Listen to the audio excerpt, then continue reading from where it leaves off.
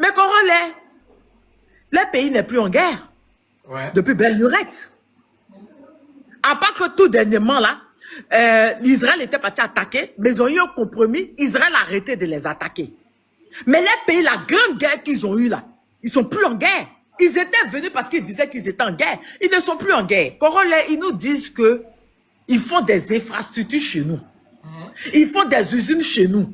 Ils font la main d'œuvre chez nous. Congolais, l'OMS dit que 80% de la population libanaise est sur le seuil de la pauvreté. C'est-à-dire que 80% de la population est pauvre. Très, très pauvre. Et quand tu regardes, c'est en octobre 2025 que l'OMS a donné le rapport. Hein. C'est-à-dire que le mois passé, 80% de la population est pauvre. Et ça, c'est en 2025. La Banque mondiale nous dit que 3 Libanais, 2 sont pauvres. Congolais, est-ce que toi, tu n'envisages pas venir construire au pays? Ok. En France, que tu as tout l'argent que tu cherches, c'est pour venir construire au pays, non? Ouais, j'ai déjà commencé même. Ok. Ils sont ici depuis longtemps. Ils sont ici depuis plus de 100 ans. Congolais, leurs familles sont ici depuis plus de 100 ans. Vous venez faire usine chez les gens. Vous faites infrastructure chez les gens. Oh, pourtant, la guerre depuis Simon Templan chez vous, là, vos immeubles, là, et on voit les traces des balles encore. Vous ne partez pas arranger chez vous. Tu trouves pas qu'il y a quelque chose qui ne va pas? Effectivement. C'est les signes qu'ils ne veulent pas rentrer chez eux.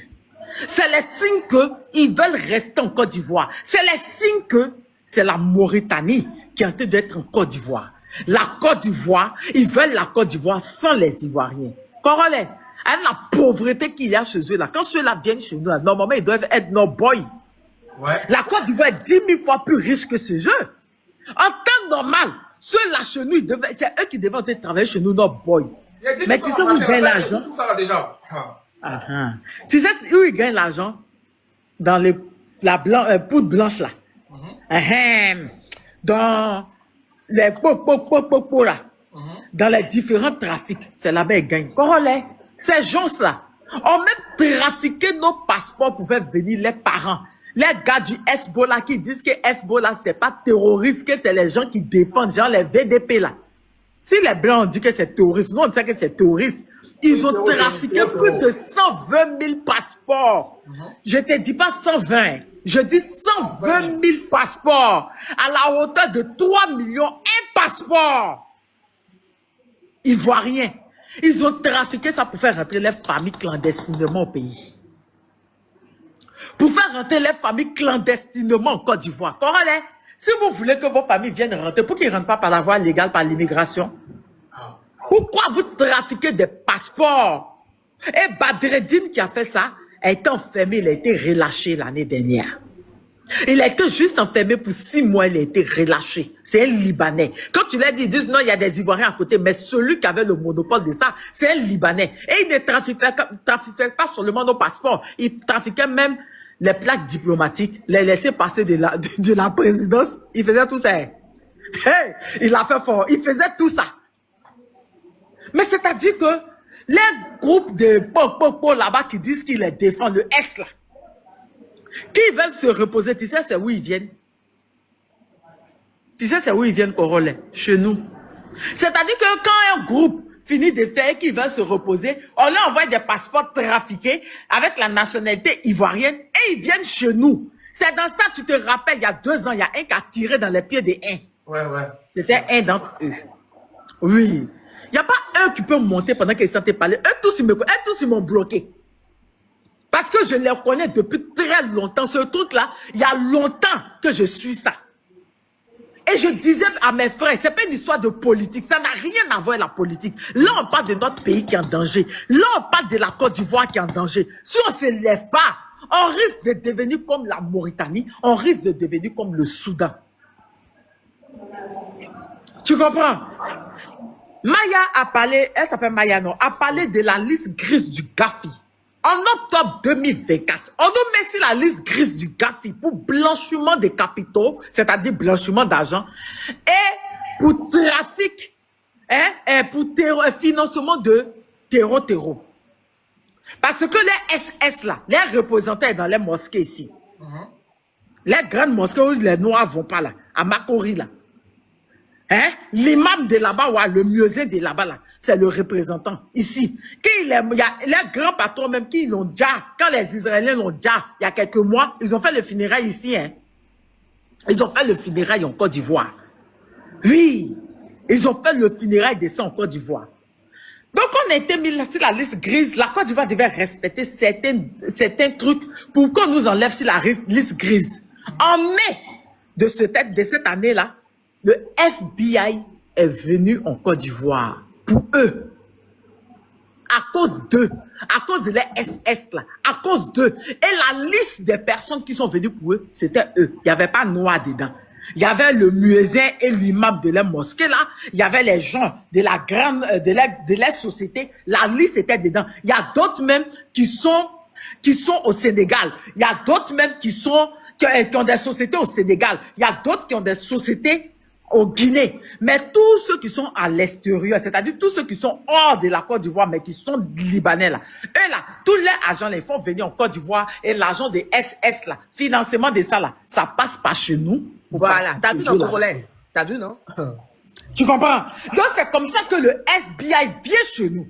Dès que le FBI quitte, en juin, le 10 juin, on nous met sur liste noire du café pour blanchiment des capitaux et pour financement des SS. Ouais. Attends, on n'est plus sur liste rouge, maintenant c'est liste noire. On n'est plus sur liste grise, on est parti sur liste noire, on est parti d'un pays même. Ouais. Les hommes d'affaires peuvent te parler, c'est difficile maintenant pour les hommes d'affaires. Oui, on est parti sur la liste noire. Et tout ça, c'est à cause d'eux.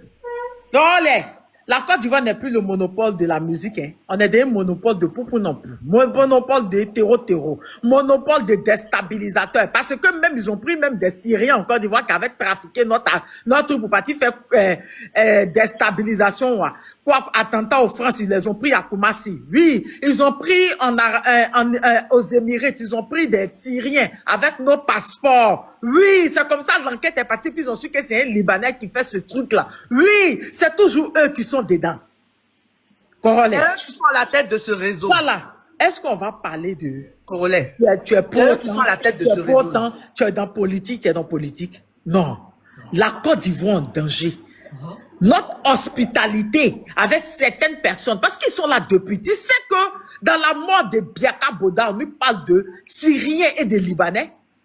En 1940 et quelques, avant les indépendances, l'acolyte de Feu Houphouët-Boigny, Biaka Boda, qu'ils ont coupé, ils l'ont déjà là, ils ont sa tête là, son Congolo là, ils ont déposé quelque part un lourd message. Ils étaient dedans. Eux, les Syriens. Oui. Parce que c'est pas eux seulement, il y a les Syriens. Bachar al-Assad est parti, les Syriens font quoi en Côte d'Ivoire? Et c'est la question. Parce qu'ils ont dit qu'ils étaient en guerre. Il n'y a plus la guerre. C'est la question qu'on se pose. Quand la Côte d'Ivoire a besoin de nous. Parce que ces gars-là veulent de la Côte d'Ivoire sans les Ivoiriens. Parce que venir et dire que oui, à New York, il y a eu un Indien qui est maire de New York. Mais aller à New York, nous, on ne peut pas accepter. On ne peut pas accepter. Et tu sais que c'est en Côte d'Ivoire seulement qui font ça. Est-ce qu'ils peuvent le dire au Mali? Est-ce qu'ils peuvent le dire au Sénégal? Est-ce qu'ils peuvent le dire au Burkina? Est-ce qu'ils peuvent le dire au Cameroun, au Congo? Il y a longtemps, on les a poursuivis là-bas. Mais c'est chez nous qu'ils ont un certain, je te dis qu'ils ont un certain truc, c'est-à-dire qu'ils ont une certaine liberté quand eux nous menacent sur notre propre territoire. Dans ces autres pays d'Afrique, ils ne peuvent pas menacer un autochtone. Ils ne peuvent pas. Mais comment ça s'est fait que malgré que d'autres ont duré là-bas, ils ont été naturalisés avec la nationalité. Ils ont la nationalité des autres pays. Malgré qu'ils ont duré, ils ne menacent pas là-bas. Ils ne disent pas qu'ils vont rentrer dans la politique. Et c'est chez nous qu'ils veulent se donner des Césaires. Et quand tu parles, ils te menacent, ils te disent qu'ils le seront bien. Et dans tout ça, ce qui fait mal, on a nos propres frères ivoiriens qui ne pensent pas à demain. Parce que cette lutte qu'on est en train de faire, ce n'est pas pour nous. C'est pour nos enfants demain. La Côte d'Ivoire de demain, c'est quoi? Les choux-papis là, c'est eux. Exactement. La Côte d'Ivoire de demain sera quoi? Ça sera comme la Mauritanie. Parce que la Mauritanie, la plupart, ce sont les Noirs qui sont majoritaires. Mais ce sont les Mauritaniens blancs là, qui ont le monopole sur tout. C'est dans ça on va rester. Alors que la Côte d'Ivoire se prépare à de nouvelles élections, un malaise profond secoue la nation. Les Ivoiriens s'interrogent. Sommes-nous encore maîtres de notre propre destin? Dans un pays où la richesse attire les convoitises et où l'étranger semble avoir plus de droits que le fils du pays, la colère gronde. Ce n'est plus seulement une question de politique, mais de survie nationale. Nous sommes nombreux, aujourd'hui, à regarder notre pays avec un mélange de fierté blessée et de colère contenue. La Côte d'Ivoire, ce joyau de l'Afrique de l'Ouest, ce pays béni par la terre et le travail de ses enfants, semble lentement glisser entre des mains qui ne sont pas les nôtres. Nous le voyons, nous le sentons, quelque chose de profond se joue, et si nous ne réagissons pas, demain il sera trop tard. Notre combat n'est pas contre des individus, mais contre un système. Un système qui transforme notre hospitalité en faiblesse, notre tolérance en abandon, notre richesse en appât pour d'autres. Oui, nous avons ouvert nos portes, mais aujourd'hui, nos clés nous échappent. Les marchés, les terres, les entreprises, les médias. Tant de secteurs stratégiques sont désormais dirigés par des intérêts qui ne portent pas notre mémoire, qui ne partagent pas nos cicatrices, qui ne saignent pas quand la Côte d'Ivoire souffre. Et que fait notre classe politique ? Elle se tait, elle compose, elle pactise. Ceux qui devaient défendre le peuple ivoirien, ceux qui se disaient héritiers du combat de la souveraineté, se sont laissés séduire par les promesses et les privilèges du système qu'ils prétendaient combattre. Même le président Laurent Gbagbo, notre repère, notre symbole, semble aujourd'hui enfermé dans un cercle d'ambiguïté et de conseillers qui ne sentent plus la souffrance du peuple. Nous l'aimons encore, nous espérons encore, mais nous voulons le voir redevenir ce tribun des masses, ce prophète du peuple, et non un homme entouré d'intérêts. Car pendant que nous doutons, le pouvoir en place avance. Alassane Ouattara et son parti, le RHDP, ont compris que la vraie domination ne se fait plus par la force militaire, mais par la submersion économique et démographique. Sous prétexte de développement, on modifie les équilibres du pays. Sous couvert de modernité, on dilue l'identité nationale. On ouvre les vannes à une immigration massive sans politique de contrôle, et on ferme les yeux sur le désespoir des Ivoiriens qui ne trouvent plus ni emploi, ni terre, ni voix. Et pendant ce temps, la communauté internationale applaudit. Elle parle de diversité, de progrès, d'intégration régionale, mais elle reste muette sur le pillage économique, sur le chômage, sur les injustices qui gangrènent nos villes. Elle salue la stabilité d'un régime qui se maintient par la peur et la répression, et ignore la colère qui monte dans les cœurs du peuple. Non, ce n'est pas de la haine. C'est un cri d'amour pour notre pays. Nous voulons simplement que la Côte d'Ivoire appartienne à ceux qui l'aiment, qui la cultivent, qui la défendent. Nous voulons que le mot ivoirien retrouve son sens, celui d'un peuple fier, debout, maître de son destin. Nous voulons que chaque enfant né de cette terre ait une chance égale, sans être marginalisé dans son propre pays. Mais soyons honnêtes, nous avons aussi notre part de responsabilité. Nous avons trop longtemps attendu qu'un homme vienne nous sauver, qu'un leader incarne notre espérance. Nous avons oublié que la souveraineté ne se délègue pas, elle se conquiert. Ce ne sont pas les marches ou les slogans qui libéreront notre pays, mais la conscience collective, la discipline patriotique et la solidarité entre les enfants du sol. Il faut repenser notre rapport à la nation. Défendre notre souveraineté ne signifie pas rejeter l'autre, mais affirmer sans honte que nous sommes chez nous, que notre terre, notre culture, notre économie doivent d'abord servir notre peuple. Cela demande du courage, du discernement, et surtout de la lucidité pour ne pas confondre ouverture et soumission. Oui, la Côte d'Ivoire a été trahie. Par ses élites, par ses partenaires étrangers, parfois même par ses propres fils. Mais elle n'est pas morte. Dans les quartiers populaires, dans les villages, dans les marchés, la flamme brûle encore. Les maires de Treichville, les jeunes de Yopougon, les planteurs de Gagnoa, les artisans de Boaké, tous gardent la foi en un lendemain meilleur, un lendemain où l'Ivoirien sera à nouveau au centre du destin ivoirien. Ce combat ne fait que commencer. Il ne se gagnera pas par la haine, mais par la conscience nationale.